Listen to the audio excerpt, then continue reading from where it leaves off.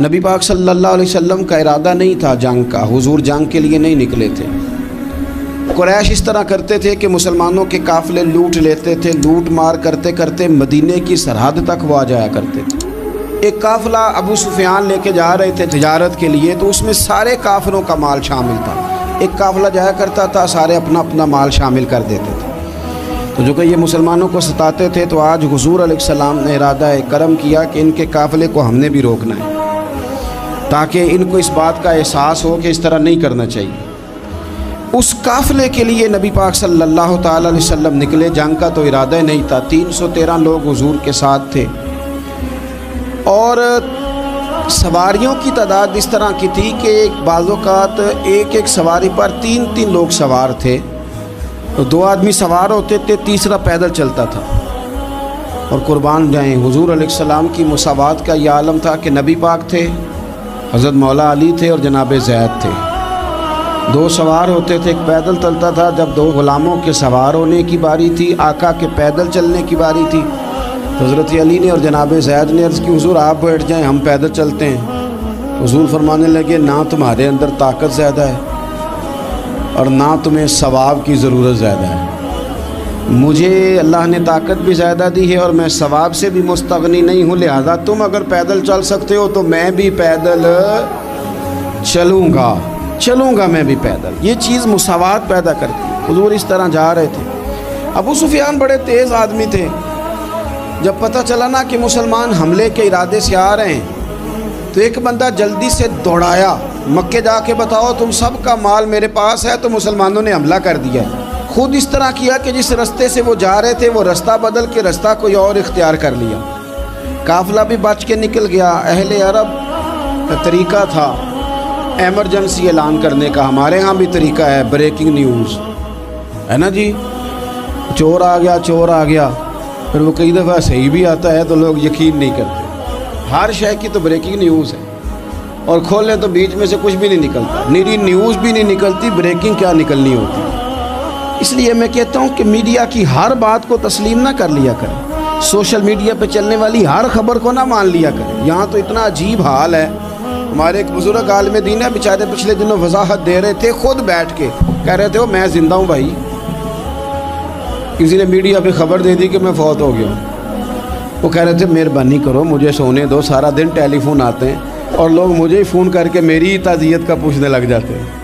تو اس طرح نہ کریں، کیا صرف تھوڑا سا میڈیا چلانے کے لیے جھوٹ بولا جائے گا؟ بہرحال انہوں نے جو بندہ بھیجا تو بریکنگ نیوز کا وہاں بھی ایک طریقہ تھا، اونٹ کے کان ناک کاٹ دیتے تھے، اپنے کپڑے پھاڑ لیتے تھے۔ اب اونٹ بڑے زور سے چلاتا تھا، جب اس کا ناک کٹ جاتا تھا، اونٹ چلاتا تو لوگ گھروں سے نکل آتے۔ اب وہ جو بندہ ابو سفیان نے بھیجا تھا، اس نے جا کے اپنے اونٹ کے ناک کان کاٹ دیے، لوگ دوڑے باہر نکلے، پوچھا کیا ہوا تو اس نے کہا نکلو تمہارا تو مال سارا لوٹنے لگے مسلمان۔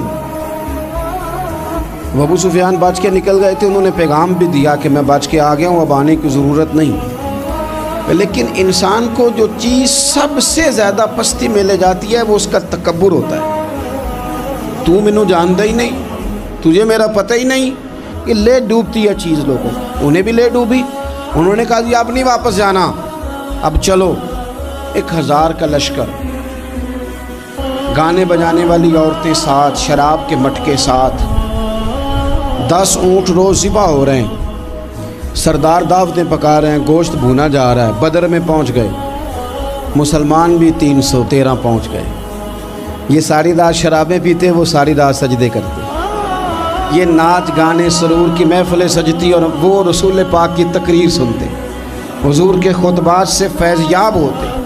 عمیر بن وہب کو بھیجا ابو جہل نے کہا پتہ کر کے آؤ بندے کتنے، اس نے جا کے کہا کہ 312 313 310 اتنے۔ کہنے لگا جنگ کیا کرنی ہے، ان کو سویرے اونٹوں کی پشتوں پہ باندھ کے لے جائیں گے، مکے جا کے دیکھیں گے کیا کرنا ہے۔ یہ تکبر ہے نا۔ تو عمیر بن وہب کہنے لگا ہیں 312 ہیں 313، میرے اندازے میں 310، لیکن ایک کا بھی واپس جانے کا ارادہ کوئی نہیں۔ میں نے جس کو بھی دیکھا ہے شہادت کی دعا مانگتے دیکھا ہے، ارادہ بڑا پکا لے کے آئے، شہادت ہے مطلوب و مقصود مومن، نہ مال غنیمت نہ کشور کشائی۔ نبی پاک صلی اللہ علیہ وسلم نے جب دیکھا نا کہ وہ تو جنگ کے لیے آن پہنچے ہیں اور ارادہ تو قافلے کا تھا، تو حضور نے صحابہ سے مشورہ کیا۔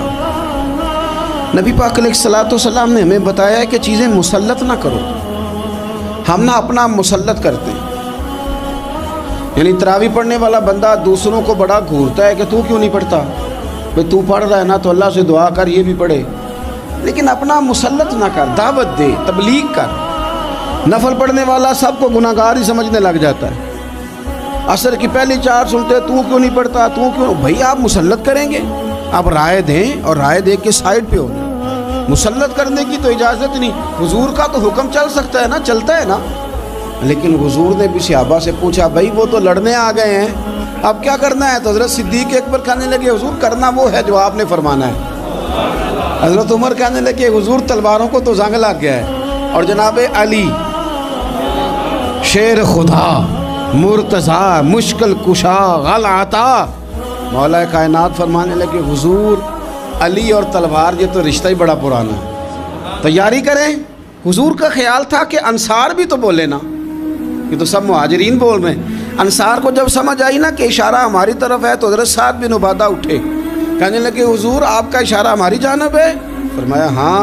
کہا یا رسول اللہ صلی اللہ علیہ وسلم خشکی پہ بھی لڑیں گے اور دریا میں بھی لڑیں گے، حضور انسانوں سے بھی لڑیں گے اور آپ حکم دیں گے تو جنوں سے بھی لڑیں گے۔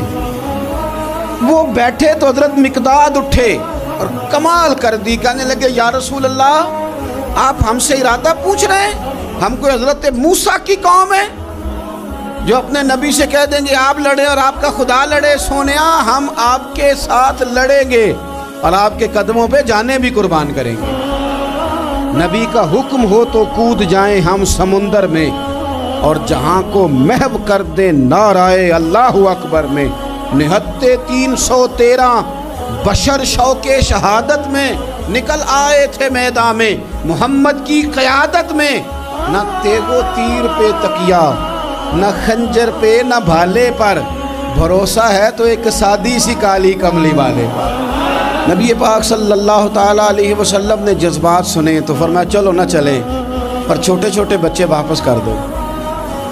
ایک چھوٹے بچے تھے عمیر بن ابی وقاص، حضرت سعد بن ابی وقاص کے بھائی، زمین پہ لیٹ کے رونے لگے، سونے میں نے بھی جانا ہے۔ کمپیوٹر کے لیے نہیں رو رہے، موبائل کے لیے نہیں رو رہے، نئی سائیکل کے لیے نہیں، شہادت کے لیے۔ حضور میں لڑوں گا، اب مجھے لے کے تو چلیں۔ یا رسول اللہ میں طاقتور نکلوں گا، لے کے تو چلیں۔ ان کے آنسو دیکھ کے حضور نے فرمایا لے چلو نا ساتھ۔ فطرت مسکرا رہی تھی۔ حضرت سعد بن عبادہ ایک دوسرے سے کہہ رہے تھے ہم سے لڑنے آیا ہے ابو جہل، جس قوم کے بچوں کی شجاعت کا یہ عالم ہے، اس قوم میں علی کا کیا حال ہوگا اور امیر حمزہ کا کیا عالم ہوگا۔ یہ ہمارے ساتھ مقابلہ کریں گے یہ لوگ؟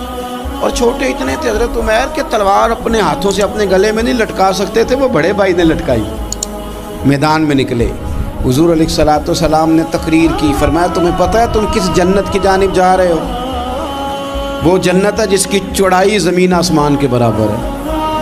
حضرت عمیر بن حمام انصاری ایک صحابی تھے، جب کریم نے فرمایا نا جنت کی چوڑائی، کسی چیز کی لمبائی زیادہ ہوتی ہے چوڑائی کم ہوتی ہے، جب فرمایا نا کہ چوڑائی زمین آسمان کے برابر ہے تو حضرت عمیر بولے، کہنے لگے واہ واہ واہ واہ واہ۔ کھجوریں کھا رہے تھے، حضور نے فرمایا تو بڑی واہ واہ کر رہا ہے، کہ سونیا اتنی جنت پیاری ہے تو ہم دور کیوں ہیں، یہ دینا ذرا تلوار۔ جلدی سے میدان میں نکلے، اللہ نے انہیں شہادت عطا فرمائی۔ رات ساری وہ مست رہے شراب کے نشے میں، اور حضور ساری رات مصلی پہ رہے، ساری رات دعائیں مانگی۔ پتہ کیا کہا؟ اے اللہ یہ میری کل کمائی تھی 313 جو میں لے کے آ گیا ہوں، اگر یہ ہلاک ہو گئے تو قیامت تک کون تیری عبادت کرے گا، ان کی مدد فرما۔ اور ایک رات پہلے صفیں بھی سیدھی کرائیں، بلکہ صفیں سیدھی کراتے حضرت سواد کے پیٹ پہ چھڑی لگ گئی تو انہوں نے کہا حضور بدلا دیں۔ حضور نے کپڑا ہٹایا تو انہوں نے وجود چومنا شروع کر دیا۔ حضور نے ہمیں سبق دیا کہ صفیں بھی سیدھی کرانی ہے اور دعائیں بھی کرانی ہیں، صف بھی سیدھی ہو، مصلی بھی آباد، دونوں کام کرنے، اور پھر توکل ہو، پھر تمہارا دل جمے کہ انشاءاللہ فتح اللہ مسلمانوں کو دے گا، رونے نہ رویا کرو، معیشت کے، معاشرت کے، غریبی کے، تنگ دستی کے، فقیری کے رونے نہ رو، اللہ کی مدد کو آواز دو۔ ہم نے وہ لوگ بھی دیکھے ہیں بیچارے جو نہ اسلامی معیشت پہ بات کرتے ہیں، نہ معاشرت پہ، نہ اخلاقیات پہ، اور جب بھی بات کریں گے کہیں گے حضور کو تو علم ہی کوئی نہیں تھا، قاری کچھ نہیں سکتے، مجبور محض تھے معاذ اللہ، یہ تقریریں کریں گے۔ یہ مسلم شریف کی حدیث ہے، کوئی اختلاف والی بات نہیں، پر بعض اوقات نا دل کو تکلیف ہوتی ہے کہ یار اس طرح کی باتیں کیوں کرتے ہو، یہ مسلم ہے۔ حضرت انس بن مالک فرماتے ہیں ایک رات پہلے حضور نے چھڑی پکڑی اور میدان بدر میں جا کے فرمایا، لکیر کھینچ کے فرمایا یہاں ابو جہل مرے گا، یہاں عتبہ مرے گا، یہاں شیبہ، یہاں ولید مرے گا۔ حضور نے لکیریں کھینچی، فرماتے ہیں باقی لوگ جنگ لڑ رہے تھے اور میں چپ کے لکیریں بھی دیکھ رہا تھا کہ حضور نے لگائی تھی۔ فرماتے ہیں اللہ کی عزت کی قسم کوئی کافر 1 انچ بھی ادھر ادھر نہیں ہوا، جہاں نبی پاک نے لکیر لگا دی تھی وہیں مرا ہے۔ یہ شان اللہ نے حضور کو دی ہے، حضور کے علم مبارک کا یہ کمال ہے۔ نہ اس طرح کی باتیں کریں جس سے امت تقسیم ہو۔ سویرے جنگ شروع ہوئی، صبح 3 کافر میدان میں نکلے، عتبہ، شیبہ اور ولید، 3 انصاری مسلمانوں کی جانب سے مقابلے میں نکلے، لیکن وہ تکبر جو ہوتا ہے نا وہ جان چھوڑتا نہیں۔ تو ولید کہنے لگا، عتبہ شیبہ کہنے لگے ہم نے نہیں ان سے لڑنا، یہ تو ہمارے پائے کے ہی نہیں، کوئی قریش میں سے بھیجو، قریش میں سے۔ آپ نے کون سا ناراض ہونا ہے، ویسے چودھریوں کے بچے، سیٹھوں کے بچے کچھ بھی نہیں کر پاتے، کیونکہ ساری زندگی لوگ چودھری صاحب کہہ کے دماغ ہی نہیں ٹھیک ہونے دیتے، وہ رہ جاتا ہے کام سے ہی۔ میرے حضرت صاحب فرمایا کرتے تھے، میرے استاد جی، کسی گھر میں علم چلا جائے تو کئی دفعہ نکل آتا ہے، لیکن کسی گھر میں پیری مریدی چلی جائے وہ نہیں نکلتی، کیونکہ پیر کا بیٹا جس طرح کا بھی ہو لوگ پیر مان ہی لیتے ہیں۔ اور اسی طرح کسی گھر میں چودراہٹ چلی جائے تو وہ بھی باہر نہیں آتی۔ بچوں کو لوگ چودھری کہہ دیتے ہیں، وہ اس بیچارے کا بھی دماغ خراب ہوتا ہے، کچھ کر ہی نہیں پاتا۔ یہ چودراہٹ ہر جگہ مصیبت کھڑی کرتی ہے، اللہ ماشاء اللہ۔ ولید کہنے لگا ہم نے نہیں لڑنا، یہ ہمارے پائے کے بندے پہ جو انصاریوں سے لڑے۔ تو فطرت مسکرا کے کہہ رہی تھی لگتا ہے تمہارا جلدی مرنے کا ارادہ ہے، ٹھیک ہے۔ پھر نبی کریم نے فرمایا ٹھیک ہو گیا، چلو۔ ابو عبیدہ بن جراح اٹھے، حضرت عبیدہ اٹھے، حضور نے فرمایا اب اللہ کا شہر امیر حمزہ اٹھے، حضرت امیر حمزہ اٹھے۔ تیسرے نمبر پہ حضور نے فرمایا یا علی کم، علی اٹھنا جار ذرا نکلنا میدان میں۔ دیواریں ہلتی رہتی ہیں اور در کانپ جاتا ہے، علی کا نام سن کے اب بھی خیبر کانپ جاتا ہے۔ حضرت علی شیر خدا رضی اللہ تعالیٰ مولا کائنات اٹھے، حضرت امیر حمزہ اٹھے، حضرت عبیدہ اٹھے، عتبہ کے مقابلے میں گئے، حضرت امیر حمزہ قتل کیا اپنے دشمن کو۔ شیبہ کے مقابلے میں گئے حضرت عبیدہ، لیکن حضرت عبیدہ بوڑھے تھے، اس نے ان پہ حملہ کیا، ان کا پیر کاٹ دیا۔ حضرت علی نکلے ولید کے مقابلے میں، 2 ہی ضربیں لگائیں، ولید کا سر کاٹ کے حضرت عبیدہ کی مدد کو بھی پہنچ گئے حضرت علی، اس کو بھی قتل کیا۔ پھر حضرت عبیدہ کو اپنے کندھوں پہ اٹھایا، نبی پاک کی بارگاہ میں لائے، انہوں نے حضور کے قدموں کو چوم کے کہا حضور مجھے شہادت ملی کہ نہیں ملی؟ نبی پاک نے فرمایا رب نے تمہیں شہادت کا درجہ دے دیا۔ اب میدان میں جہاد شروع ہوا، لڑائی شروع ہوئی، لوگ نکلے۔ حضرت زبیر بن عوام بھی برچھی لے کے، ایک کافر نکلا، آس اس کا نام تھا، وہ سارا لوہے کا لباس پہن کے آ گیا، صرف آنکھیں نظر آ رہی، بڑے مسلمانوں کو زخمی کر رہا تھا، اب کیسے لڑیں اس کے خلاف؟ تو حضرت زبیر بن عوام کے ہاتھ میں برچھی تھی، بس آنکھیں نظر، اتنی زور سے اللہ اکبر کہہ کے برچھی ماری نا کہ اس کا آپ نے گلا ہی کاٹ کے رکھ دیا، ہر چیز اس کے دماغ سے باہر نکل آئی، زمین پہ تڑپا۔ وہ برچھی اتنی پسند آئی نبی پاک کو، حضور کو صرف تسبیح پسند نہیں آتی، برچھی بھی پسند آتی، حضور کو صرف تلاوت والا مومن نہیں، جہاد والا بھی پسند آتا ہے۔ اصل پتہ مسئلہ کیا ہے کہ مسلمان نا ایک چیز دیتے ہیں پھر اسی کا شکار اور دوسری کو چھوڑ دیتے ہیں۔ دین ہمہ پہلو ہے، آپ سجدے کی بات بھی کریں، جہاد کی بھی کریں، دونوں دین ہیں۔ اور یہ یاد رکھیں کہ اسی سے مسلمان مضبوط ہوتا ہے۔ حضور کو برچھی اتنی پسند آئی کہ آپ کو بخاری میں ملے گا، نبی پاک نے برچھی لے کے بطور یادگار کے اپنے پاس رکھ لی۔ پھر وہ برچی حضرت صدیق اکبر کے پاس رہی، پھر وہ برچی حضرت عمر کے پاس رہی، پھر حضرت عثمان کے پاس رہی، پھر مولا علی کے پاس رہی۔ میں ان لوگوں کو کیا کہوں جنہوں نے مکے مدینے میں نبی پاک کی یادیں مٹا دی ہیں۔ سونے نے تو صحابہ کی یادگار تلواریں بھی سنبھال کے رکھی، اور تم نے حضور نے جس کنویں سے پانی پیا تھا وہ کنواں ختم کر دیا، تم نے جہاں حضور نے غسل کیا تھا وہ جگہ ختم کر دی۔ کیا بات کرتے ہو صاحب، وہ جگہیں تو ہمارے لیے چومنے کے لائق تھیں اور آنے والی نسل کو وہاں عقیدت کے پھول برسانے تھے۔ تم نے کیا سلوک کیا؟ جنگ آگے بڑھی، تلواریں چمکی، 2 چھوٹے بچے۔ او نوجوانوں، خدا را واپس لوٹو اپنے دین کی طرف۔ 2 چھوٹے بچے، اور یہ اس طرح کے لفظ ہیں، مجھے کہہ لینے دو وہ دیسی تھے، مجھے کہہ لینے دو پینڈو تھے۔ وہ 2 بچے آ کے حضرت عبد الرحمن ابن عوف سے پوچھتے ہیں، کہتے ہیں چاچا جی ابو جہل کدھر ہے؟ یہ لفظ ہیں حدیث میں، چاچا جی، چاچو کدھر ہے ابو جہل؟ تو کہتے ہیں میں نے ہاسکے کا پتر، تم نے کیا کہنا ہے؟ تو چھوٹے والے کو باتیں بھی صحیح نہیں کرنے آتی تھی، کہنے لگا چاچا اسے مارنا ہے۔ کہا کیوں مارنا ہے؟ کہا اس لیے کہ ہم نے سنا ہے وہ ہمارے نبی کو برا کہتا ہے معاذ اللہ۔ کہا تم اگر نام مار سکے تو چھوٹا کہہ رہا ہے، کہتا نام مار سکے تو مریں گے تو صحیح نا حضور کے نام پہ۔ حفیظ جلندری کہتے ہیں وہ کہہ رہا تھا مریں گے یا ماریں گے اس ناری کو، سنا ہے گالیاں دیتا ہے وہ محبوب باری کو، معاذ اللہ حضور کو برا کہتا ہے۔ میدان میں آئے دونوں، زور زور سے تلواریں ماری، گھوڑے سے گرا لیا ابو جہل کو۔ حضرت معاذ جو تھے بڑے والے، ان کا بازو کٹ گیا، تھوڑا سا گوشت سا لٹک رہا تھا۔ یہ نرم و نازک بچے ہمارے، یہ میدانوں میں کام کریں گے؟ جن کو تھکاوٹ ہوتی ہے، جو پیناڈال کی گولی کھا کے سوتے ہیں رات کو، بازو لٹک رہا تھا۔ حضرت معاذ نے اس پر اپنا پیر رکھا، جھٹکا دے کے اتار دیا۔ حضرت عبداللہ ابن مسعود کو کہا، انہوں نے گردن کاٹ دی ابو جہل کی۔ دونوں تلواریں لے کے حضور کے پاس گئے۔ چھوٹا کہتا ہے حضور میں نے مارا ہے، بڑا کہتا ہے حضور میں نے مارا ہے۔ کہتا ہے نہیں تو پیچھے تھا، میں نے مارا ہے۔ وہ کہتے نہیں تو بعد میں آیا تھا، میں نے مارا ہے۔ فرمایا تلواریں دکھاؤ نا۔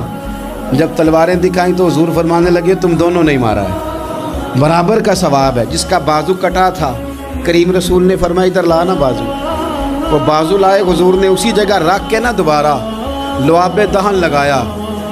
حضرت معاذ حضرت عثمان غنی کے زمانے تک موجود رہے۔ فرماتے ہیں کٹنے سے پہلے طاقت کم تھی، جب حضور نے جوڑا ہے تو طاقت پہلے سے زیادہ ہو گئی ہے، پہلے سے زیادہ ہو گئی ہے طاقت۔ کہتے ہیں کہ نبی پاک سید عالم صلی اللہ علیہ وسلم کی خدمت میں حضرت عکاش آئے، کہنے لگے سونیا میرے جذبات کنٹرول میں نہیں آ رہے، میں ان بے ایمانوں کے گلے کاٹوں گا، پر میرے پاس تلوار ہی کوئی نہیں، کوئی تلوار ہو تو ماروں نا۔ ایک درخت کی جڑ تھی، ٹہنی تھی، حضور نے یوں کر کے کھینچی، فرمایا یہ لینا تلوار۔ کہتے ہیں وہ حضور کے ہاتھوں میں ٹہنی تھی، میرے ہاتھوں میں آتی گئی اور تلوار بنتی گئی۔ پھر اس سے کافر کاٹے حضور کے معجزات۔ 5000 فرشتہ بھیجا اللہ نے جنگ بدر میں۔ کتنے؟ یہ میں نے بات اس لیے بیان کی ہے کہ اقبال نے ایک مشورہ دیا، کہتے ہیں تو فضائے بدر تو پیدا کر، فرشتے تیری نصرت کو اتر سکتے ہیں گردوں سے، کتار اندر کتار اب بھی۔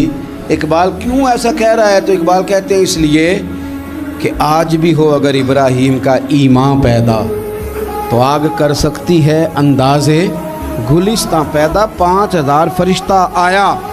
مجھے تو لگتا ہے فرشتوں نے بھی دعا کی تھی کہ یا اللہ ہم تیرے نبی کی قیادت میں لڑنا چاہتے ہیں۔ فرشتے آئے، سپر پاور تھی روما، بڑی طاقتور سمجھتی تھی، ایران، روم، یہ کیسر و کسرا، بڑی طاقتیں تھیں۔ عرب کے لوگ تو بوریا نشین تھے، صحراؤں میں نکل کے انہوں نے الٹ پلٹ کے نہیں رکھ دی سارا کچھ۔ علامہ اقبال سے کسی نے پوچھا تھا کہ مسلمان دوبارہ سے کبھی میدانوں میں آئیں گے؟ تو اقبال کہنے لگے ہاں ہاں ضرور آئیں گے، آئیں گے، یہ نکلیں گے۔ کیا کس طرح؟ کہنے لگے میں نے فرشتوں سے سنا ہے، نکل کے صحرا سے جس نے روما کی سلطنت کو الٹ دیا تھا، نکل کے صحرا سے۔ قدسی کہتے ہیں فرشتوں کو، اقبال کہتے ہیں رات وہ باتیں کر رہے تھے، میں نے سنا ہے کہ نکل کے صحرا سے جس نے روما کی سلطنت کو الٹ دیا تھا، سنا ہے میں نے یہ قدسیوں سے کہ وہ شیر پھر ہوشیار ہوگا، وہ جاگے گا، وہ بیدار ہوگا۔ یہ قدسیوں سے سنا ہے میں نے، وہ آئے گا میدانوں میں۔ घुमसान का रंग पड़ा, अबू जाल कत्ल हुआ, उमैया कत्ल हुआ, कुछ देर के बाद मारा गया, अबुल बुख्तरी और उतबा और शैबा और वलीद बड़े बड़े सरदार कत्ल हुए, 70 काफिर मारे गए, 70 मुसलमानों ने कैदी बनाए, बाकी भाग गए और सामान छोड़ के भाग गए और घोड़े छोड़ के भाग गए, और जिसको इधर भागने का मौका मिला इधर भागा, कह रहे थे इनको बांध के ले जाएंगे, और जिसको इधर भागने का मौका मिला वो इधर भागा। पीछे से हज़रत साद बिन उबादा बोल रहे हैं, कहने लगे हमने तो सुना था मर्दों से मुकाबला है, तुम तो बीवियों से भी कमज़ोर निकले हो, क्या आप भागते हो। 14 मुसलमान शहीद हुए सिर्फ। 3 दिन हुजूर ने क़याम किया बदर में, कुर्बान जाएं। जंग का आगाज़ भी मेरे नबी के सजदे से हुआ और जंग ख़त्म हुई तो फिर करीब सजदे में चले गए। अल्लाह तेरी मदद आई तो काम बना, तेरी मदद ना होती तो कुछ ना कर पाए।